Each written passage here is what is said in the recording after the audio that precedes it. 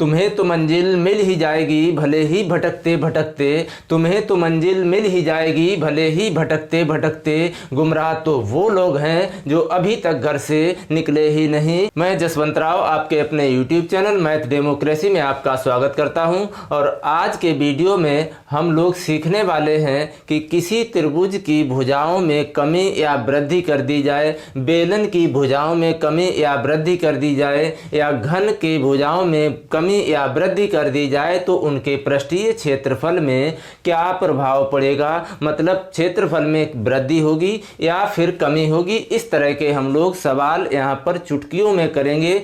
अगर आप हमारे चैनल पर नए हैं तो प्लीज़ हमारे चैनल को एक बार सब्सक्राइब जरूर करें और बेल आइकन दबाएं ताकि जब भी मैं ऐसे वीडियो डालूं तो सबसे पहले नोटिफिकेशन आपको मिले, और अपने दोस्त के पास भी एक शेयर जरूर करें।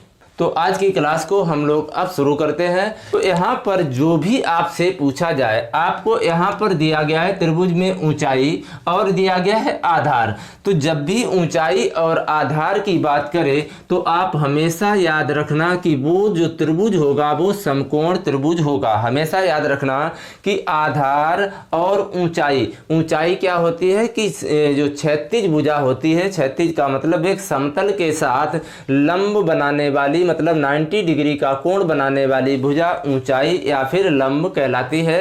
ये सारी चीजें आपको समझनी होगी। अच्छा, एक बात बताइए कि हम आपको अभी तक 100 का कॉन्सेप्ट लेकर बताते हैं। हर सवाल को पहले 100 का कॉन्सेप्ट, उसके बाद ट्रिक। ऐसा क्यों? क्योंकि आपको हो सकता है कि वो ट्रिक उस समय याद ना आए, तो आप कॉन्सेप्ट तो कम से कम याद रख ही सकते हैं कि क्योंकि जो सफलता का कोई शॉर्टकट नहीं होता है। आपको थोड़ा सा विस्तार में भी ज्ञान होना जरूरी है। तो हम मान लेते हैं एक त्रिभुज है और इस त्रिभुज की ऊंचाई भी 100 है और आधार भी 100 है। आधार भी कितना है यहाँ पर? 100 है। आप हमेशा इसको समकोण त्रिभुज मान के चलेंगे जब भी त्रिभुज से सवाल बनाया जाए। तो यहाँ पर हमने मान लिया इसकी जो ऊंचाई है वो भी h है और जो आधार है वो भी कितना है? 100 है। तो जब आधार 100 है, ऊंचाई 100 है, तो हम आपको क्या बताते आ रहे हैं कि अगर 20% वृद्धि की जाए तो 100 में 20 जोड़ देंगे, 20% कमी की जाए तो 100 में 20 घटा देंगे। तो बस इतना सा आपको याद रखना है। अब आपको समकोण त्रिभुज का क्षेत्रफल पता होना चाहिए। समकोण त्रिभुज का क्षेत्रफल, समकोण त्रिभुज का क्षेत्रफल बराबर होता है 1/2 आधार गुणा ऊंचाई, आधार गुणा ऊंचाई। ठीक है, यहाँ तक आपको समझ में आया होगा कि समकोण त्रिभुज का जो क्षेत्रफल होता है वो होता है 1/2 आधार गुणा ऊंचाई। तो हमने आधार भी 100 माना है और ऊंचाई भी कितनी मानी है? 100 मानी है। तो यहाँ पर 1/2 आधार 100 है तो 100, ऊंचाई 100 है तो गुणा 100। तो अब 2 से इसको काट देंगे तो ये हो जाएगा 50, और 50 का जब 100 में गुणा करेंगे तो कितना मिल जाता है? 5000। तो इसका मतलब है कि जब हमने भुजा में ना तो वृद्धि की ना जब हमने कमी की तो उसका क्षेत्रफल 5000 वर्ग सेंटीमीटर या वर्ग मीटर कुछ भी हो सकता है। तो इस तरह से यहाँ पर आपका प्रश्न बन गया। ठीक, अब हम बात करते हैं जो सवाल में कहा गया है। ये तो हमारा हो गया पहले वाला सवाल, मतलब है कि जब ना वृद्धि की गई है ना ही यहाँ पर कमी की गई थी। अब यहाँ पर जो सवाल कह रहा है कि ऊंचाई में 40% की वृद्धि कर दें, फार्मूला वही रहेगा 1/2 आधार गुणा ऊंचाई, आधार गुणा ऊंचाई यानी कि 1/2। ऊंचाई में क्या करेंगे? 40% घटा देंगे, मतलब है कि 100 में से 40 घटाएंगे तो कितना बचेगा? 60, और गुणा। अब उसके बाद आधार में 40% की वृद्धि की गई है तो 100 में 40 जोड़ देंगे तो ये हो जाएगा 140। 2 से इसको काटेंगे तो 2 तिया 6, 14 तिया कितना होता है? 42, 14 तिया 42 और 2 जीरो। मतलब है कि यहाँ पर आपको देखने को मिला होगा कि पहले 5000 वर्ग सेंटीमीटर था क्षेत्रफल, अब बाद में 4200 सेंटीमीटर मतलब 4200 वर्ग सेंटीमीटर आया है। तो इसका मतलब क्या हुआ है? कमी आई है। मतलब क्या हुआ है, यहाँ पर कमी आई है। तो कितनी कमी आई है, तो 5000 में से 42 घटा देंगे तो ये आई है कमी। तो कमी कितनी आई है, 5000 में से 42 100 घटा देंगे तो 4200 जब घटाएंगे तो कितना बचेगा, यहाँ पर 800 वर्ग सेंटीमीटर की कमी आई है। अब आपको प्रतिशत निकालना है, प्रतिशत कमी कितनी होगी। अगर प्रतिशत कमी निकालनी है तो जो कमी आई है वो ऊपर रखेंगे, तो कमी प्रतिशत बराबर कितना होगा, 80। जो 800 कमी आई है तो 800 ऊपर रख देंगे और जो पहले जितना था इसको नीचे रख देंगे, क्योंकि जब लाभ और हानि प्रतिशत निकालते हैं तो लाभ बटे क्रय मूल्य या हानि बटे क्रय मूल्य मल्टीप्लाई 100। तो यहाँ पर बटे में आ जाएगा 5000 में गुणा कितने से कर देंगे 100। जीरो से ये जीरो कट गया, इस जीरो से ये जीरो कट गया, इस जीरो से ये जीरो कट गया और ये 5 से इसको काटेंगे तो 5 एकन 5 बचा कितना, 3 हो गया 30, 5 छक्का 30। मतलब है कि 16% की कमी आएगी जब उस त्रिभुज के आधार में 40% की वृद्धि तथा ऊंचाई में 40% की कमी की जाए। ये तो हो गया आपका कॉन्सेप्ट। अब हम चलते हैं ट्रिक की तरफ, क्योंकि हर सवाल का कॉन्सेप्ट भी समझना होगा और यही कॉन्सेप्ट इन सारे सवालों में अप्लाई होगा। हर सवाल में यही कॉन्सेप्ट अप्लाई होगा। सिर्फ आपको क्या करना है, अगर वृद्धि की गई है तो जोड़कर लिखना है यहाँ पर, अगर कमी की गई हो तो यहाँ पर घटाकर लिखना है। तो बस उसके बाद ये कैलकुलेशन आपको थोड़ी प्रिपरेशन करनी है। तो चलिए अब हम लोग चलते हैं ट्रिक से कि इस सवाल को बहुत ही आसानी से कैसे बनाएंगे सिर्फ चुटकियों में। तो चलिए हम 3 पार्ट बना लेते हैं। 3 पार्ट मतलब हमें छोटी छोटी जगह में इनको हल कर लेना है, बिल्कुल जरा सा समय लगेगा। देखिए आपको एक बात याद रखनी है कि जब दो राशियों का मतलब यहाँ पर 2 राशियाँ दी गई हैं, एक ऊंचाई है और एक आधार है। अब आधार में क्या किया गया, जितनी कमी की गई है उतनी ही वृद्धि की गई है। दोनों भुजाओं में एक भुजा में जितनी वृद्धि की गई है उतनी ही कमी की गई। तो ऐसी स्थिति में हमने आपको बता रखा है पहले से ही। ऐसी स्थिति में सवाल नंबर 1 क्या है कि ऐसी स्थिति में 40 गुणा 40 कर देंगे, 40 गुणा 40। और हमेशा क्या होगी, हानि होगी।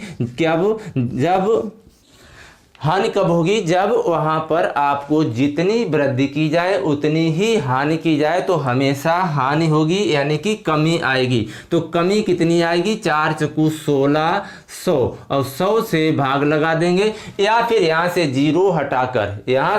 जीरो हटाकर जो भी कमी और अगर 20% की वृद्धि 20% की कमी की जाए तो 4% की कमी आएगी। 30% की वृद्धि और 30% की कमी की जाए तो 9% की कमी आएगी। मतलब 3 गुणा 3, 4 चौकू 16। तो ये हो जाएगा, जीरो से जीरो कट गया तो ये हो जाएगा 16% की कमी आएगी। बस इतना सा समय आपको हल करने में लगेगा। कब, जब जितने प्रतिशत की कमी उतने ही प्रतिशत की वृद्धि की जाए, तो ऐसी स्थिति में हमेशा हानि होती है। चलिए दूसरा सवाल क्या है कि किसी त्रिभुज की ऊंचाई में 30% बढ़ा दिया जाए तथा आधार को 40% बढ़ा दिया जाए। मतलब दोनों राशियों को बढ़ाया गया, दोनों राशियों में वृद्धि की गई है। तो जब दोनों राशियों की वृद्धि की गई है तो इसका मतलब है कि अब तो क्षेत्रफल में वृद्धि ही होगी।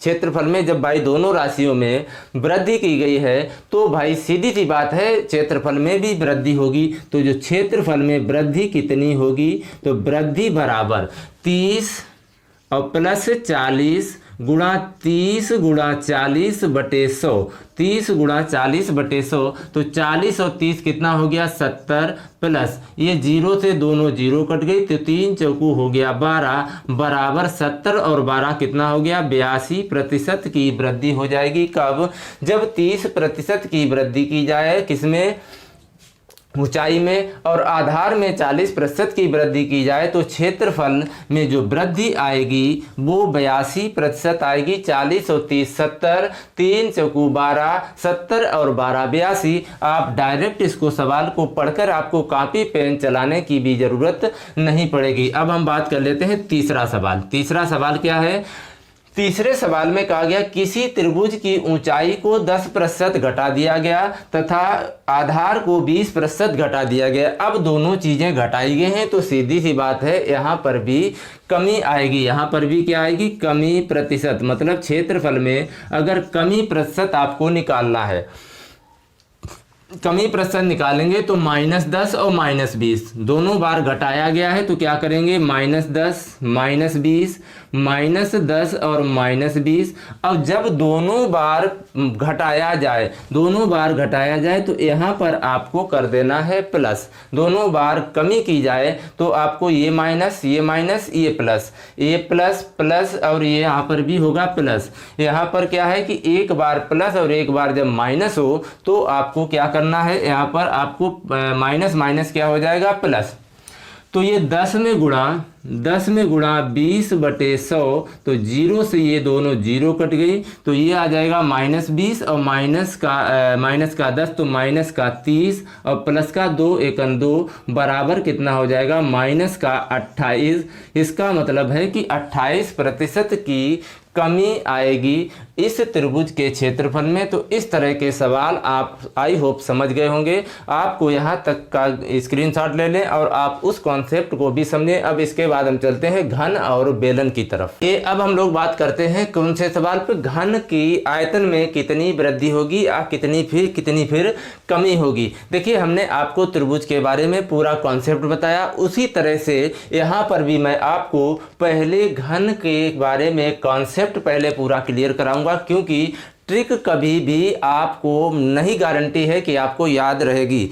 आपको हमेशा कॉन्सेप्ट पे भरोसा करना है, ट्रिक तो अपने आप बन जाती है। तो चलिए हम लोग शुरू करते हैं। यहाँ पर घन क्या होता है पहले तो मैं आपसे बात करूँगा। हो सकता है कि आपको बहुत सारे लोगों को पता होता है और बहुत सारे लोगों को पता नहीं होता है। अगर आपको वीडियो अच्छा लग रहा है तो यार लाइक तो एक कर ही देना। तो जो देखिए हम यहाँ पर बात कर लेते हैं घन की। हम बात करते हैं घन। देखिए घन, घनाभ या बेलन आयतन की जब भी बात करें तो वहाँ पर 3 राशियाँ काम करती हैं, मतलब 3 विमाएँ काम करती हैं। हमेशा आयतन जो निकलता है वो हमेशा 3 राशियों से या 3 विमाओं से निकलता है और सबके अलग अलग फार्मूले होते हैं। तो हम बात कर लेते हैं पहले घन क्या होता है। देखिए घन का मतलब होता है कि जिसकी सभी भुजाएं बराबर हों, जिसकी सभी भुजाएं बराबर हों तो ये कहलाता है घन। देखिए इस सवाल में कई एक आंसर छुपे हैं, इस सवाल में कई आंसर मैं आपको बताऊंगा। ये बन गया आपका घन। तो घन में भुजाएं कितनी होती हैं पहले तो आप पूरा कॉन्सेप्ट समझिए। ट्रिक तो बात की बात है और ट्रिक ऐसी कि आप चुटकियों में सवाल को हल करेंगे। देखिए पहले तो हम बात करते हैं भुजाएं। देखिए यहाँ से भी आपको गणित में प्रश्न पूछा जाता है कि भुजाएं कितनी होती है। भुजाएं देखिए 1 2 3 4 5 6 7 8 9 10 11 और ये की है 12। मतलब है कि भुजाओं की संख्या आप याद रखें 12 होती है। आपको ये चीज़ें हमेशा याद रखनी हैं। और जो घन का जो शीर्ष होते हैं ये कहलाते हैं शीर्ष। देखिए गिनिए कितने शीर्ष होते हैं? 1 2 3 4 5 6 7 और एक ये 8। तो आपको शीर्षों की संख्या याद रखनी है। ये भी आपसे प्रश्न कंपटीशन एग्जाम में पूछा जाता है। तो घन में जो शीर्ष होते हैं वो कितने होते हैं? शीर्ष मतलब कॉर्नर। तो कॉर्नर कितने हो गए? 1 2 3 4 5 6 7 8। तो यहाँ पर जो कॉर्नर होंगे वो हो जाएंगे 8। अगर अब हम बात करें कि इनके पृष्ठ कितने होते हैं, पृष्ठ का मतलब है कि इनकी सतह कितनी होती है। घन की सतह देखिए क्या है? 1 2 एक ये हो गया 3 और एक ये 4, एक इसके ऊपर छुपा 6, मतलब 2 टोटल पृष्ठ 6 होते हैं। टोटल पृष्ठ कितने होते हैं? 6। अब इसके बाद हम बात कर लेते हैं घन के आयतन की। सबसे पहले हम बात करेंगे घन के आयतन की। क्यों? क्योंकि यहाँ पर आयतन में कितने प्रतिशत की वृद्धि होगी ये हमसे यहाँ पर पूछा गया है। तो ये सारी चीज़ें, ये 3 चीज़ें तो आप याद कर लें कि इनमें पृष्ठ कितने होते हैं, और इसका जो पृष्ठीय अगर क्षेत्रफल की बात करें तो इसी के साथ a स्क्वायर का गुणा कर देंगे। और a क्या है, a एक इसकी जो भुजा होती है वो उसको हम a मानते हैं, लंबाई, चौड़ाई, ऊंचाई, तो इसकी सभी भुजाएं बराबर होती हैं। तो इसी आकृति को हम घन कहते हैं। घन मतलब क्यूब, घन का मतलब है क्यूब। तो ये सारी चीज़ें आपको याद रखनी है। तो यहाँ तक की बात करें, और जो आयतन होता है वो होता है ए क्यूब, और ए क्यूब को हम ए गुणा ए भी कर सकते हैं। मतलब है कि इसको अलग अलग तोड़ कर लिख सकते हैं। ए क्यूब को हम ए गुणा ए, मतलब है कि हम इसको अलग अलग इस तरह से भी लिख सकते हैं। तो यहाँ तक का आप स्क्रीनशॉट लीजिए, ये भी आपके लिए बहुत ज़्यादा उपयोगी प्रश्न है। तो हम बात कर लेते हैं अब आयतन की। इसका आयतन का फार्मूला आप याद रखें, क्या है, ए क्यूब। कितना है, ए क्यूब। तो यहाँ से आपको ये मिटा देते हैं, कॉन्सेप्ट समझिए क्या है कि आयतन बराबर पहले का आयतन कितना होगा।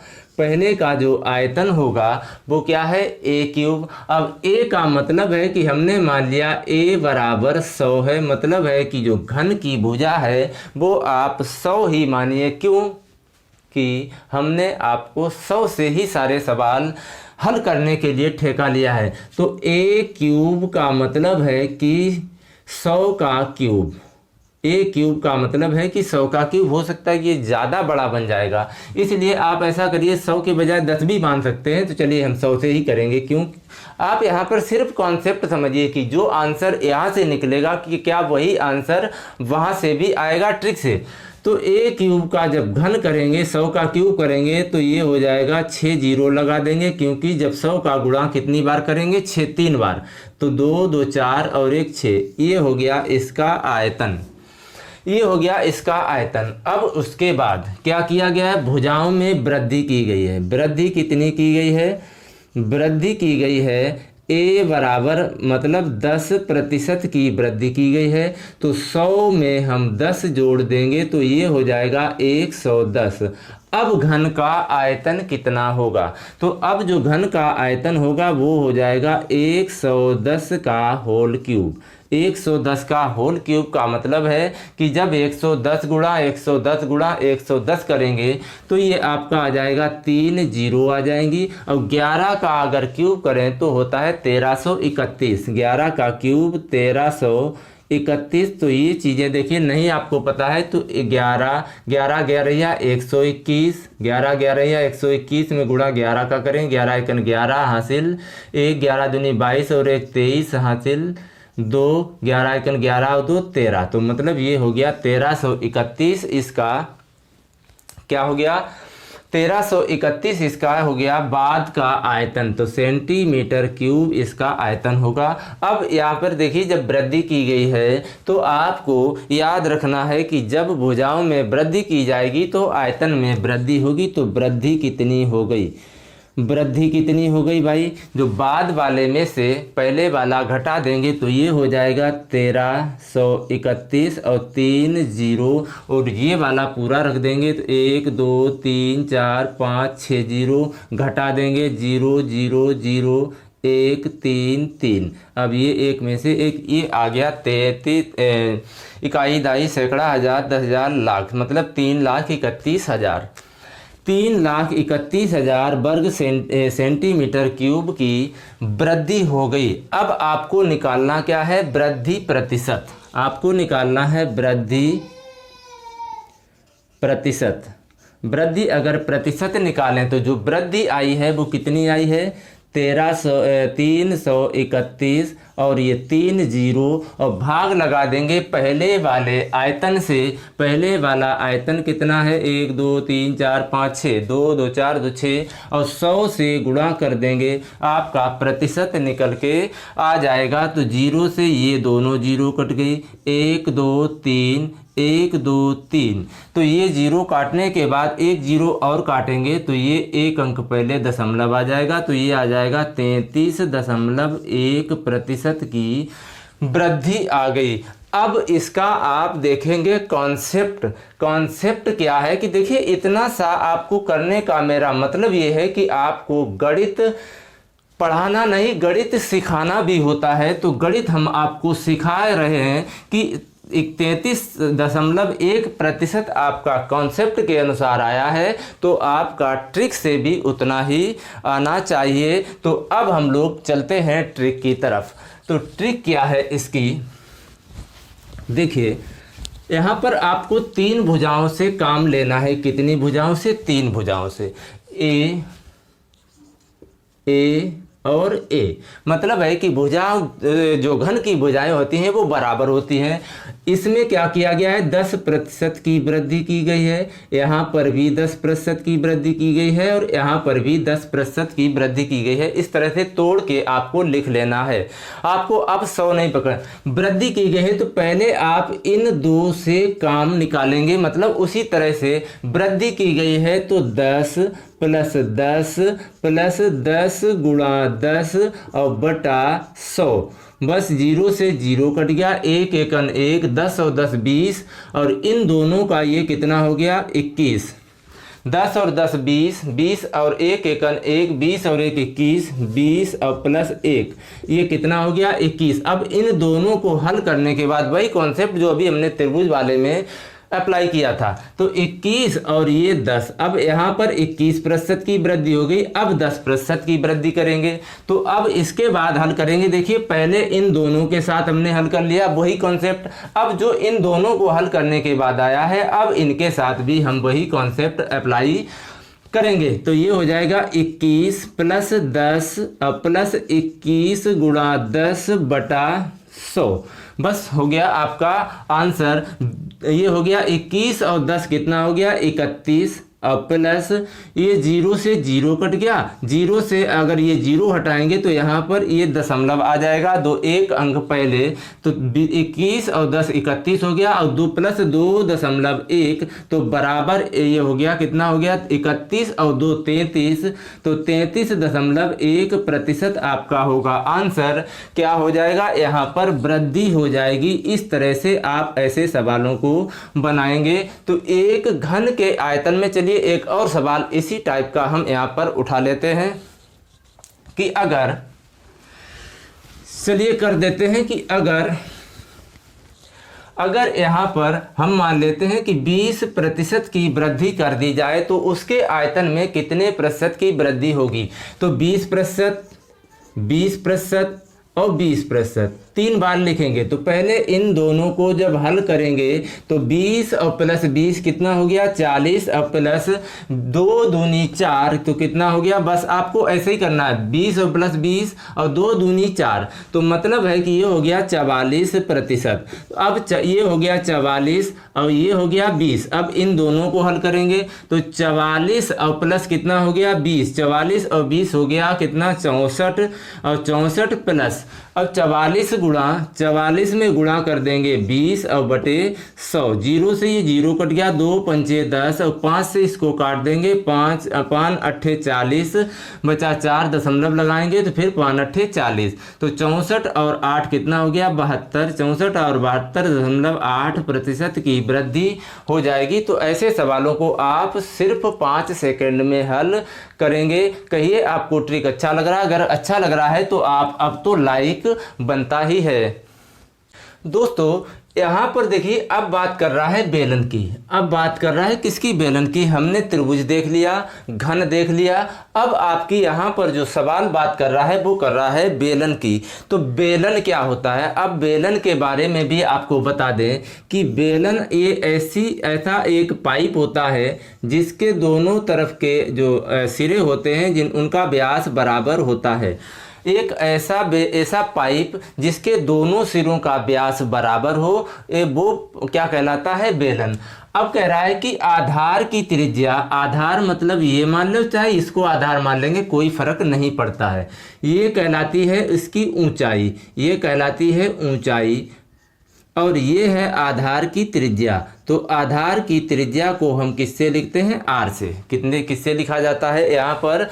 r से। अगर इसका भी आपको कॉन्सेप्ट समझना है तो आपका थोड़ा सा समय लगेगा। अगर आपको इसका कॉन्सेप्ट समझना है थोड़ा सा लंबा प्रोसेस हो जाएगा, इसलिए हम यहाँ पर सिर्फ ट्रिक से इस सवाल को करेंगे कि किसी बेलन के आधार की त्रिज्या को 10% तथा ऊंचाई को 20% बढ़ा दिया जाए तो उसके आयतन में कितने प्रतिशत की वृद्धि होगी। तो चलिए देखते हैं। अब आयतन का फार्मूला आपको पता होना चाहिए। बेलन का आयतन होता है pi R square H. Pi R square H.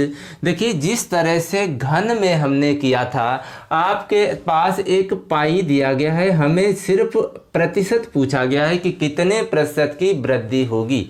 तो आप फार्मूले के अनुसार भूल जाइए कि यहाँ पर पाई नहीं है। आपकी पाई जब होती है कॉन्सेप्ट में काम करती है, हमें प्रतिशत वृद्धि निकालनी है। तो प्रतिशत वृद्धि निकालने के लिए टेंशन नहीं लेना है। आप यहाँ पर सिर्फ ये भूल जाइए कि पाई नहीं है। R square H. R square H का मतलब है कि आर इंटू एच भी तो कर सकते हैं इसको। अब उसी तरह से जैसे हमने अभी a इंटू ए किया था, उसी तरह से हमने r इंटू एच कर लिया। बस आपको देखिए त्रिज्या में कितने प्रतिशत की वृद्धि है? त्रिज्या में 10% की वृद्धि है और ऊंचाई में 20% की वृद्धि है। बस क्या करोगे? आपको r की जगह पर क्या रख देंगे? 10, यहाँ पर 10 और यहाँ पर 20। अब आपको क्या करना है? इन दोनों को पहले हल करना है। तो इन दोनों को हल करेंगे क्योंकि त्रिज्या कितने बार आई है? 2 बार। तो जब 2 बार आई है तो पहले हम त्रिज्या को ही हल कर लेते हैं। तो 10 और 10 कितना हो गया? 20। तो 10 और 10 कितना हो गया? 20।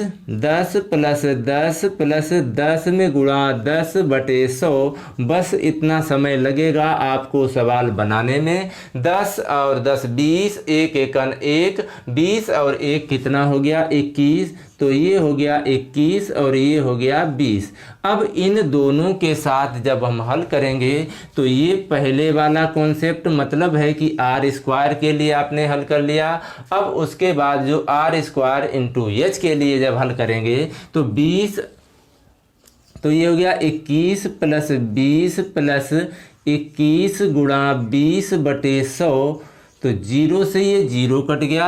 ये 0 काटेंगे तो ये दशमलव आ जाएगा। 21 और 20 कितना हो गया? 41 प्लस जब 2 का गुणा कर देंगे तो ये हो जाएगा 4.1। ये कितना हो गया? 4.1। और जब 41 में 4 जोड़ देंगे तो 41 और 4 45.1% का वृद्धि होगा। किसके? बेलन के आयतन में। एक नहीं, यहाँ पर ये हो जाएगा 4.2। तो ये हो जाएगा 45.2% की उसके आयतन में वृद्धि होगी। तो यहाँ तक का पहले आप स्क्रीनशॉट लें। अब हम आपको यहाँ पर बता दें, अगर इसके जो पृष्ठीय क्षेत्रफल है, इसके वक्र पृष्ठ में कितने प्रतिशत की वृद्धि होगी, ये भी आपको अभी बता देंगे कि यहाँ पर आपको ये आयतन के लिए हो गया। अब हम आपको इसी का जो सवाल बनाएंगे वो किसके लिए? इसका स्क्रीनशॉट ले लें। आपको हल करने के लिए ऐसे कॉन्सेप्ट याद रखने और बार बार आपको थोड़ा सा प्रैक्टिस भी करना पड़ेगा। तो चलिए अब हम थोड़ा सा सवाल बदल लेते हैं यहाँ पर कि उसके पृष्ठीय क्षेत्रफल में, उसके वक्र पृष्ठ में कितने प्रतिशत की वृद्धि होगी। अब आपको बेलन का वक्र पृष्ठ मालूम होना चाहिए। बेलन का वक्र पृष्ठ होता है 2πRh। मतलब है कांस्टेंट वैल्यू हटा दीजिए, जिसके साथ वृद्धि या कमी की जाए तो आप उसी को सिर्फ पकड़ना है। 2π भूल जाइए, सिर्फ क्या है? R into H. और R में मतलब त्रिज्या में 10% की वृद्धि की गई है और ऊंचाई में 20% की वृद्धि की गई है। तो 10 प्लस 20 प्लस 10 में गुणा 20/100 100, जीरो से ये जीरो कट गया तो ये हो गया 10 और 20 30 और प्लस 2 एकन 2 मतलब 30 और 2 32% की वृद्धि होगी उसके पृष्ठीय क्षेत्रफल में। तो इस तरह से ऐसे सवाल आप आसानी से बना सकते हैं। आपको वीडियो कैसा लगा? अगर आपको जानकारी अच्छी लगी तो चैनल को सब्सक्राइब और एक शेयर जरूर कर दें।